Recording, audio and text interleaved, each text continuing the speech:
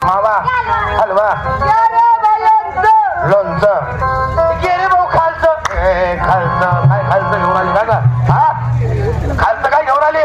काय बोलली ती पोरगी विचारून तिला काय बोलली तर इंगडी वय इकडे इकडे ये काय झालं काय बोलली तू लोणचं लोणचं बोलली ती पोरगी मी पण बोलले ना काय बोलली तू गेले भाऊ खालचं खालचं काय खालचं तू वरचा लोणचं खाऊन घेशील हा खालचा खार कोण खाईल खाऊ ना थोडा खार चल ते म्हणून जाते लक्ष्मी दही हलवा ठेव का त्या बाजूला ठेव का श्रीखंड गेले भाऊ अंडरपॅन्ट